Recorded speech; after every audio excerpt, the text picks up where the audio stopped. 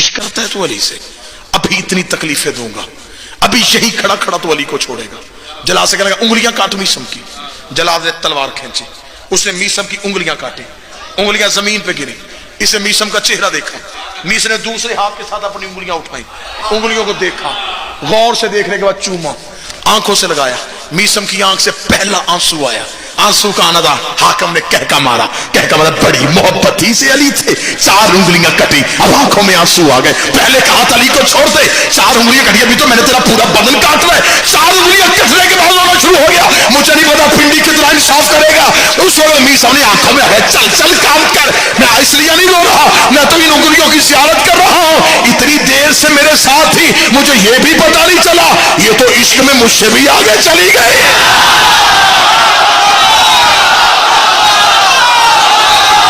بولو جو علی کے نوکر بیٹھے ہو، اتنی مدت سے میرے ساتھ تھی،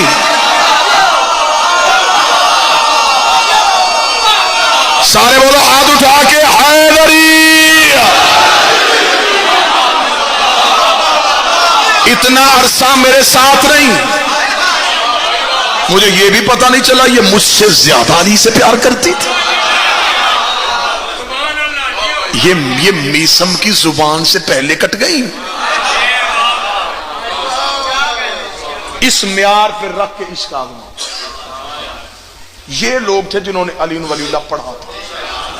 ہم نے دہرایا ہے،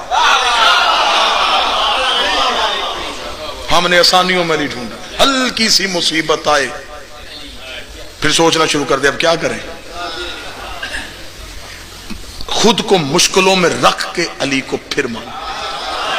علی فرماتے یہ دنیا میرے مومن کے لیے ایک تنگ قید خانہ ہے، علی فرماتے اس میں ایسے ہی رہو جیسے قیدی رہتا ہے،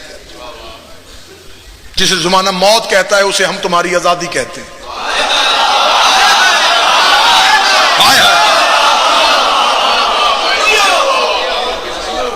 اکثر بچہ چھوٹا سا بچہ ہونا جی ماں کی گود میں کبھی کبھی مسکراتا ہے، تہذیب الاسلام میں لکھا ہے کہ ایک بندے نے امام سے پوچھا مولا بچہ مسکراتا کیوں؟ فرمایا اپنی حجت کو دیکھتا ہے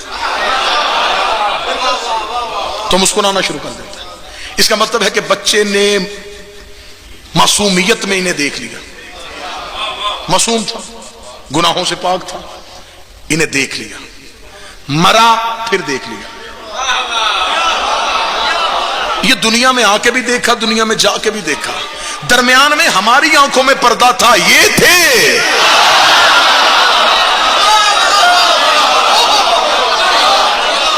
ہم نے آنکھوں پہ پردے ڈال لیے تھے، یہ موجود تھے۔ آج نفس کو اپنی ذات کی نفی کرنا شروع کر دو، خواہشات پہ پاؤں رکھنا شروع کر دو، ان میں سے جس سے چاہو ملاقات کرو۔ مولا فرماتے دنیا میں رائی کے دانے کے برابر بھی زینت ہوتی،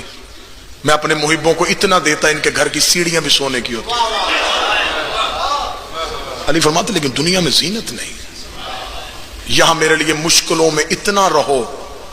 کہ میں وہاں تمہارے لیے اتنی ہی آسانیاں پیدا کر سکوں۔